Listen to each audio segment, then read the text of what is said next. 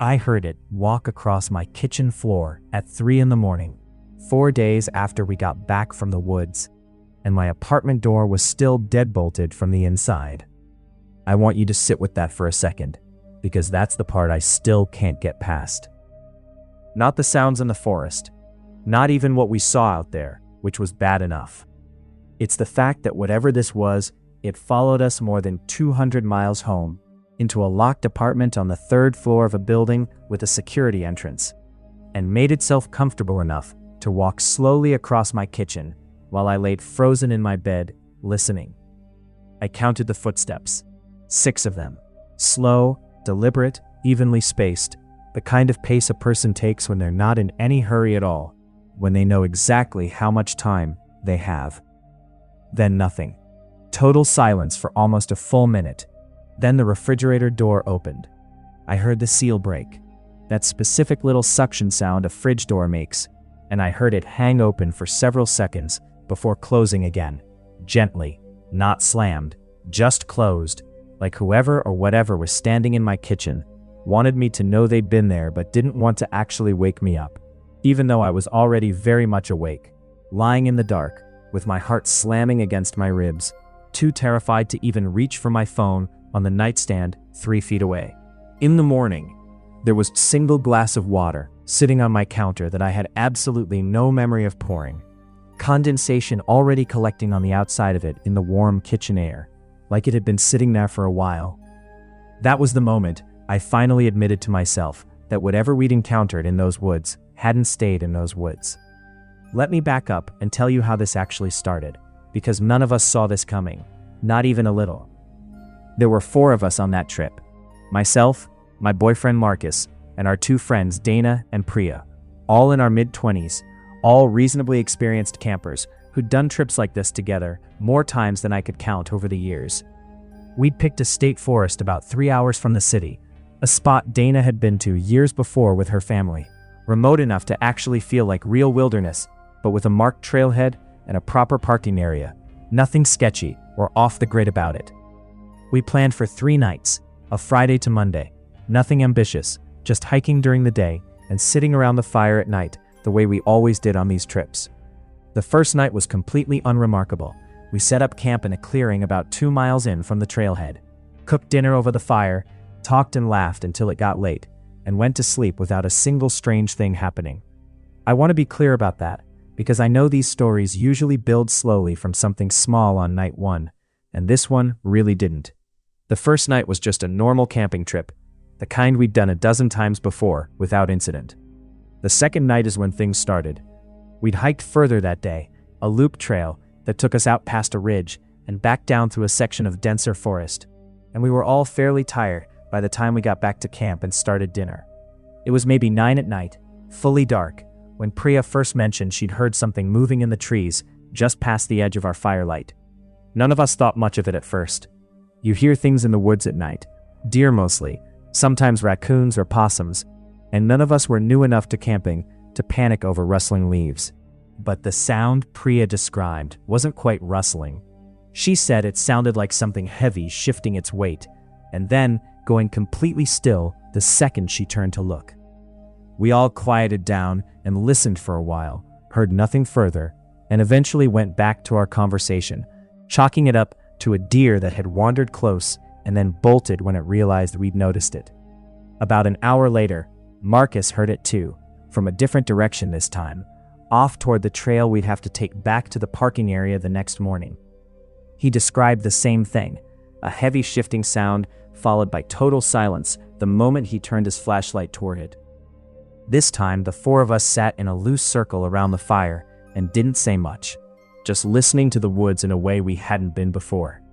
The normal night sounds, crickets, wind in the branches, the occasional owl, seemed to have gone almost completely quiet, which in hindsight was the detail that unsettled me most, more than the actual sounds themselves. Everyone who spent real time outdoors knows that a forest going suddenly silent means something, even if you can't always say exactly what. We didn't sleep well that night. At one point, deep into the early morning hours, I woke up to the sound of slow, deliberate footsteps circling the outside of our tent. Not running, not scurrying the way an animal moves. Slow, even. I woke Marcus, and we both laid there listening to it complete what sounded like a full loop around our tent before the sound simply stopped. Neither of us got up to check. I've never been more grateful for a zipped tent flap in my life. I remember gripping Marcus's arm so hard I left marks, though neither of us mentioned that until days later. In the morning, we found something that none of us could explain away as easily as we wanted to. In the soft dirt just outside our tent, there were footprints. Bare, human-shaped, but noticeably too long, with an unnatural gap between the heel and where the toes began, like the proportions were just slightly off from what a real human foot would leave. Dana, who'd done the most hiking of any of us and had a decent amount of wilderness knowledge from years of family trips, crouched down and studied them for a long time without saying anything. When she finally spoke, she said she genuinely didn't know what could have left them, which from her was more alarming than if she'd just made something up to explain it away. We had a real conversation that morning about cutting the trip short. Priya was fully in favor of leaving immediately, no debate needed as far as she was concerned.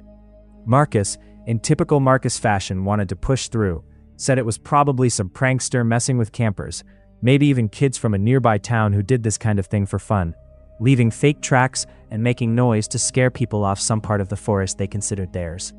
He said leaving early over footprints and some rustling would be an overreaction we'd all laugh about later.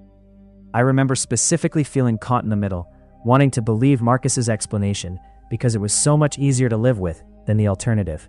And eventually the group decided to stay one more night, but head back to the parking area at first light the following morning, instead of waiting until our planned Monday departure.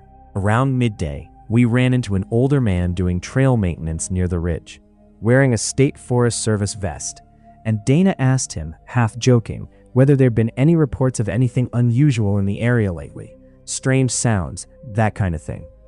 He laughed it off, said the woods played tricks on city folks all the time, said it was probably a bear or a bobcat and nothing worth worrying about. When Dana mentioned the footprints, though, something in his expression shifted, just briefly, before he recovered and repeated that it was probably just an animal, wished us a good rest of our trip, and kept walking. None of us said anything about it at the time, but I noticed it, and I found out later that Dana had noticed it too. That third night was worse, much worse. Around midnight, all four of us were still awake around the dying fire, nobody willing to admit they didn't want to be the first one to go to sleep. That's when we heard something that none of us have ever fully agreed on how to describe since. It started as what sounded almost like breathing, slow and heavy, coming from somewhere just past the tree line, close enough that all four of us heard it clearly at the same time.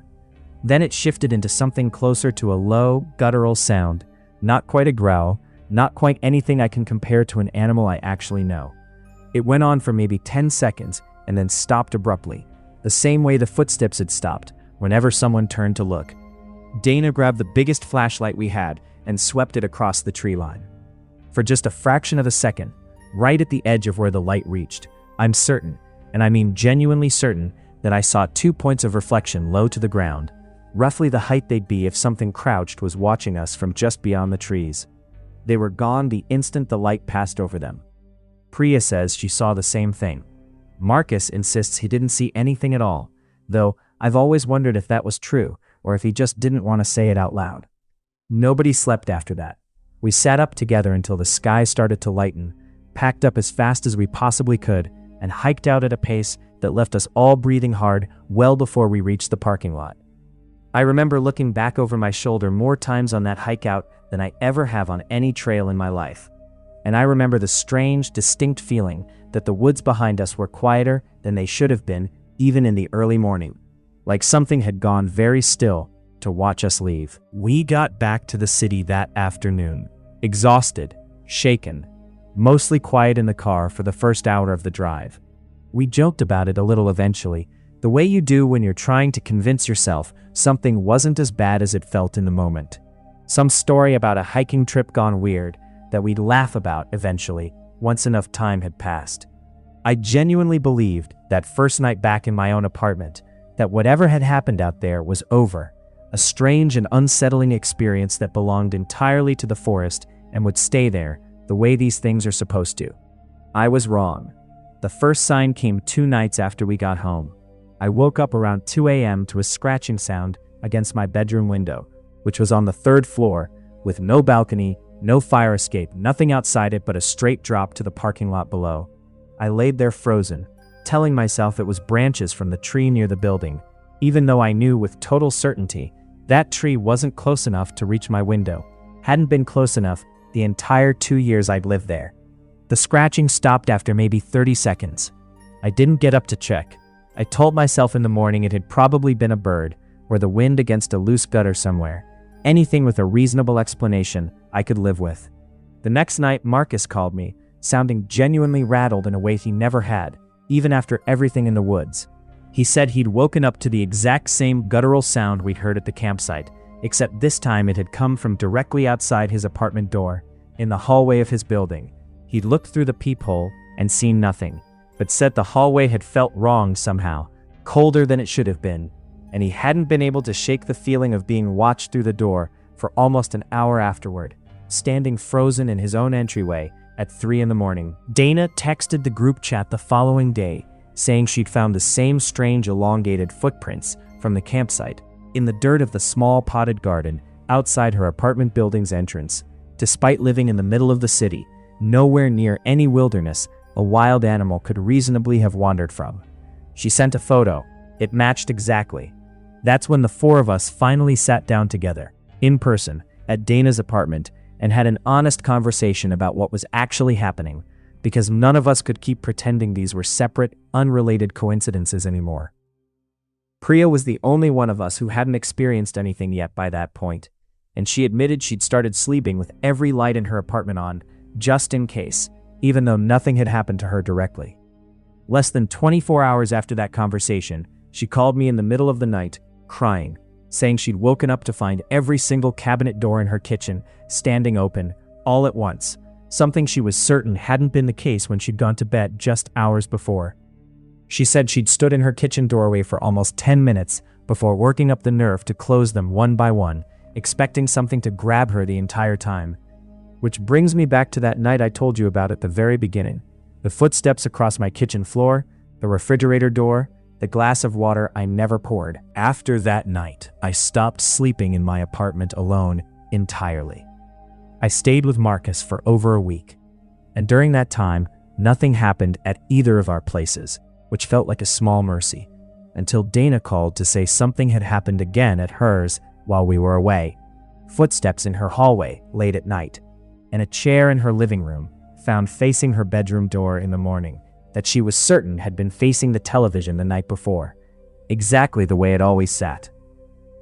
We eventually tried, out of desperation, to find some kind of explanation online, searching for anything related to that specific state forest.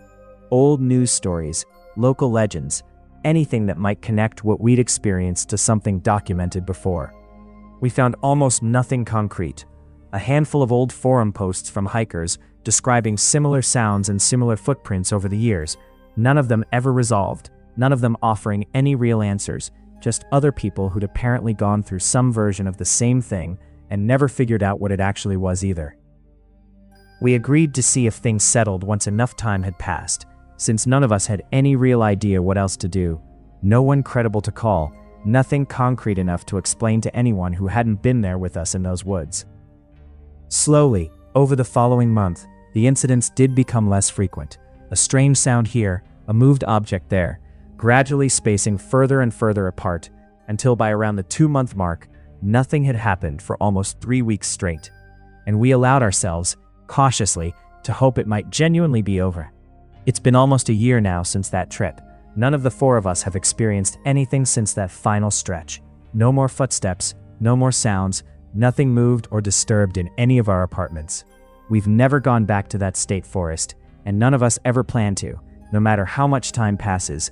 We don't really talk about that week anymore, not because we've forgotten it, but because none of us have ever found a way to talk about it that doesn't end with all 4 of us admitting we still don't understand what actually happened, or why, out of every camper who's ever set foot in those woods, it decided to follow the 4 of us home specifically, into a city, into locked buildings, into rooms it had no reasonable way of entering. I think about that trail maintenance worker sometimes too. The way his expression shifted just slightly when Dana mentioned the footprints, before he smoothed it back over and told us it was nothing. I've always wondered what he actually knew, or thought he knew, and why he chose to say nothing more than he did. I never went back to ask him. None of us did. I still keep a light on in my kitchen every night before I go to bed. Even now, almost a year later, I tell people it's just a habit I picked up somewhere along the way. It isn't. I just can't stand the idea of that room being fully dark anymore. Not after knowing something once stood in it, comfortable enough to open my refrigerator and pour itself a glass of water while I laid 3 feet away, wide awake, too afraid to move, listening to every single second of it happening on the other side of my bedroom wall.